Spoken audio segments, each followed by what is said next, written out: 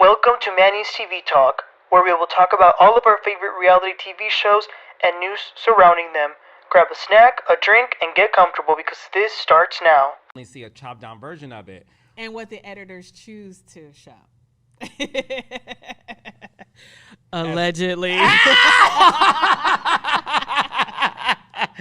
As we're seeing this season, allegedly. Hey, flashbacks. So, anyways, okay.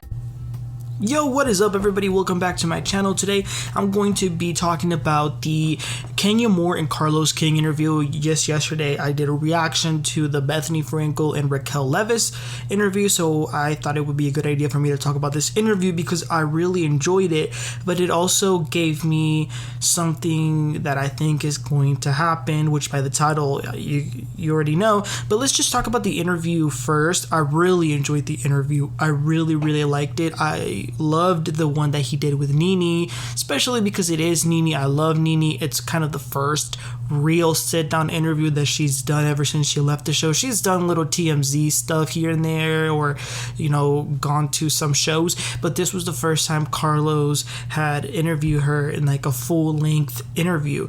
And one of the things that's interesting was that she was actually the one who suggested to him that he should start doing in-person interviews, because he's been doing housewife interviews for a while now, but it was always through Zoom. So it looks like he took Nene's idea and started to do them in person in the studio. And his first person that he interviewed after Nene's suggestion is none other than Kenya Moore. Now, it did surprise me, not because I didn't think they were like friends, but because if you guys remember, not that long ago, Carlos King came out and said, "You guys are mistaken. Kenya and Kandi are not real friends in real life. It's just an alliance." And so many of the fans were coming at him saying, "You don't know what you're talking about. You don't know them." So then to see this interview and to know that they're actually pretty good friends based on what both of them said. They said that they call each other on a regular basis. They text each other while she's filming, while she's like not filming. And that's really interesting. So it is no secret that I'm not a Kenya Moore fan. I'm not a fan of Kenya the housewife. I think she's very mean. I do think she's the villain. I do think she has said things in the past that are very vile and just really evil. I'm sorry to say that, but one thing that I can say is that when she's off the show, when she's doing interviews, I remember she used to go to Wendy Williams' show a lot, and I used to see her in interviews, and then I was like, wow, she's such a cool, like, she's really likable. But then it changes when she's on the show. But let's put that aside and let's talk about this interview. So these are some of the key takeaways from it. Well, first of all, they talked about her troubled childhood, which is so heartbreaking. I mean, we've all heard it before, but every time she talks about it, it's just really disheartening. We all know her mom gave birth to her, but ever since that, she has never claimed her.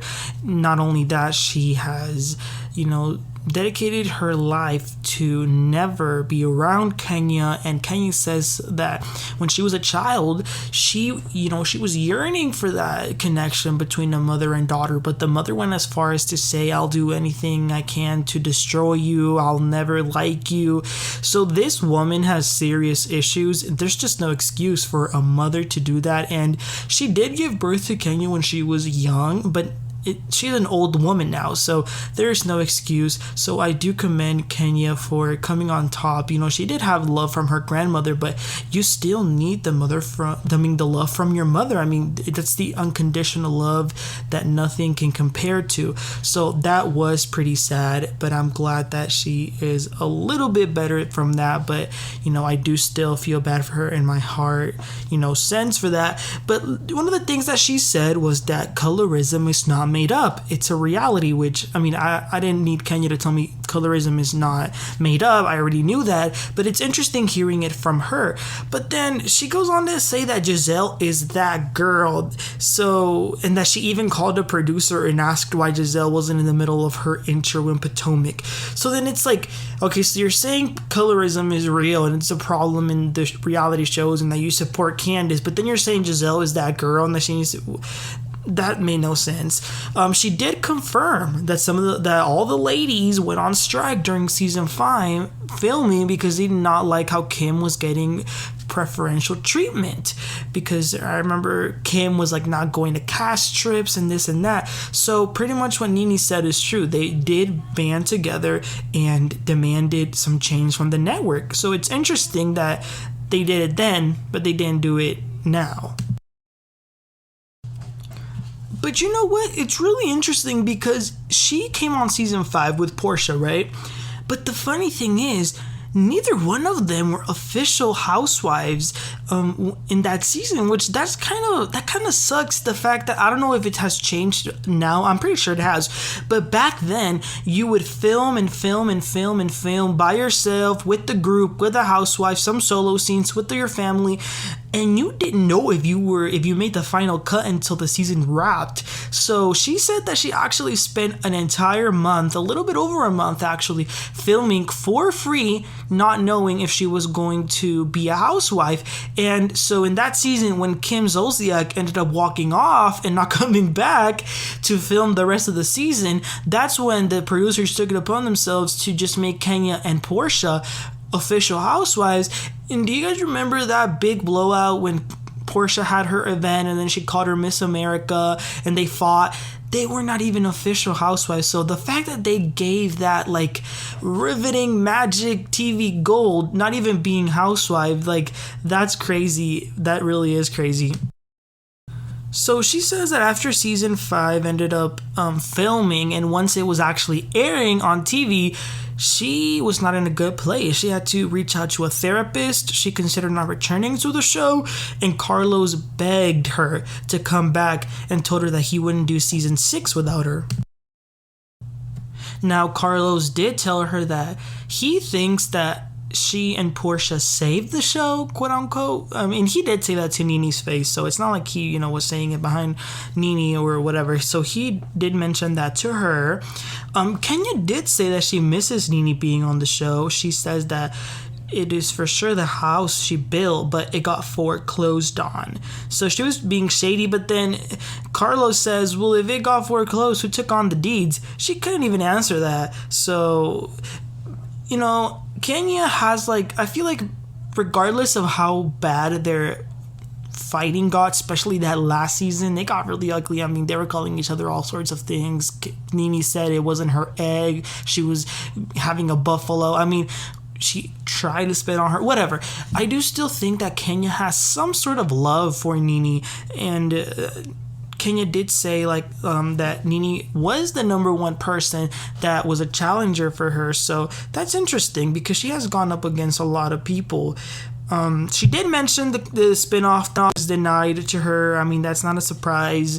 I don't really think, and I'm not even trying to be mean, I don't think a lot of people want to see, because she keeps saying, oh, my idea is for me in Brooklyn to go to Paris and you get to experience Paris through a 4-year-old's point of view. Ain't nobody want to watch that. I'm sorry. Another interesting thing, she did confirm that she was punished for marrying Mark off camera. She was very protective of that relationship and didn't tell anyone. I understand that, and it's interesting that she was punished, but Robin Dixon wasn't. I mean, make that make sense. So yeah, you guys, those are some of the main things that I picked up from the interview. But the big thing I picked up from this interview, I don't think Kenya Moore is returning for season 16 of The Real Housewives of Atlanta, and let me tell you why. This season, Kenya's on, but you can definitely see that she does not have as much screen time. And before I continue, let me say this. I know in the beginning of the episode I said I don't like Kenya in the show. I do think she's a villain. I do think she is mean. People have said that behind the scenes she's really rude to her staff. I'm putting that aside. I'm not doing this as I'm hating on Kenya. These are facts. So if y'all can't handle facts, people, please exit the building. I'm talking about what's going on this season. Kenya is being phased out. We have not seen as much of her this season. Matter of fact, I think ever since last season. And one of the things that is interesting was, if you guys remember, Kenya was not in a good seat. considered a good seat on the reunion last year. She was second seat next to Shereé. And then this season, the reunion that they just filmed, which we will be seeing not too long from now, she also didn't get first seat. Matter of fact, the last time Kenya was like officially in the first seat was season 8. Season 9 it was Kandi and Phaedra. Season 10 it was Porsha and Nene. Season 11 she wasn't there. Season 12 they were on Zoom. And then season 13, that was the one that they did where they were socially distant, and I do think she was first seat, but I don't really know if you could call that first seat because they were just like in individual couches. Like, it was weird.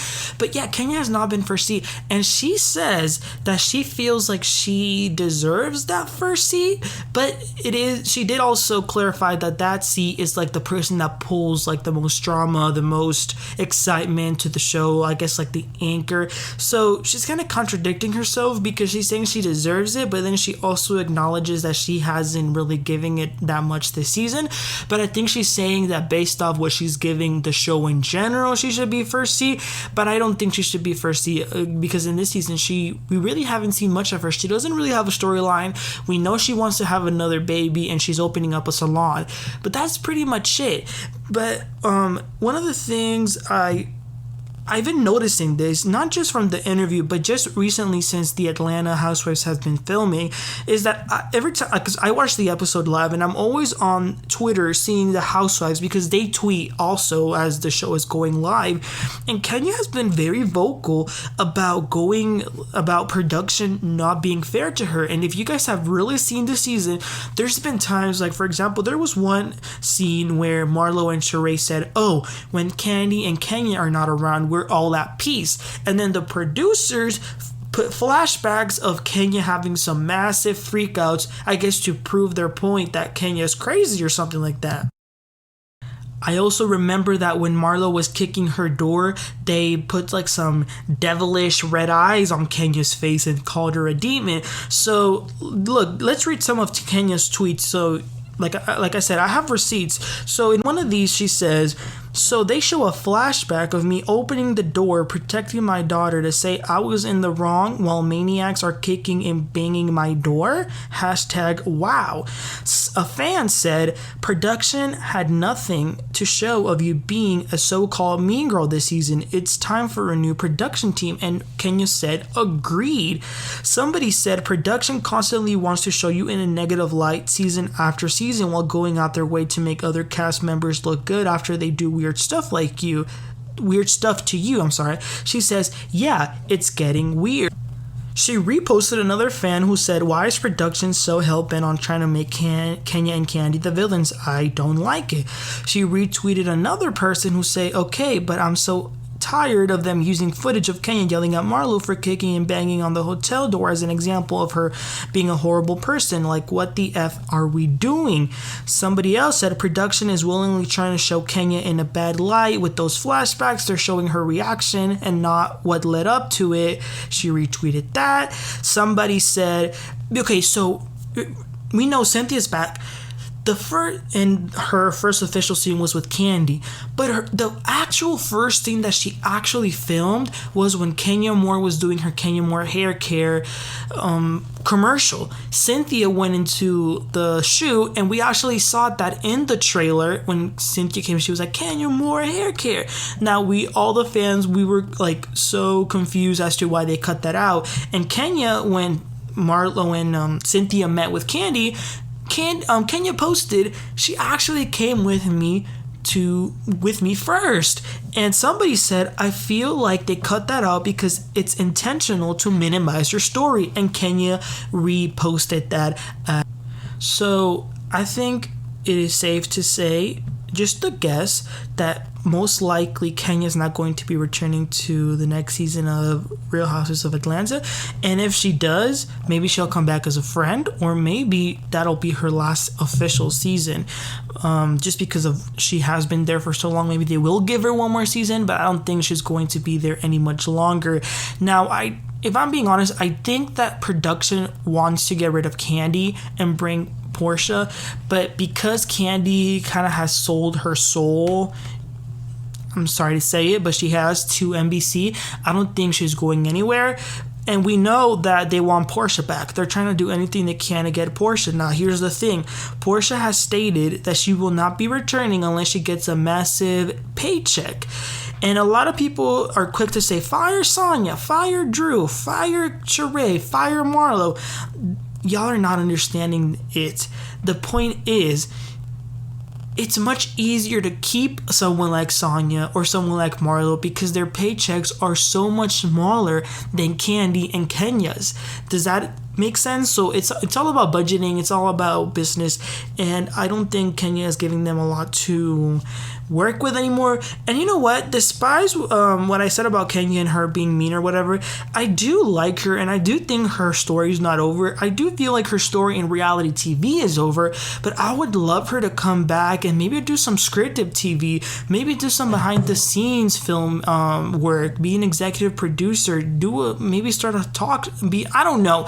But I don't want Kenya to leave for sure, but I do think her time in the Real Housewives of Atlanta is over. But you guys, let me know from what I've told you, do you guys think that perhaps she will be leaving?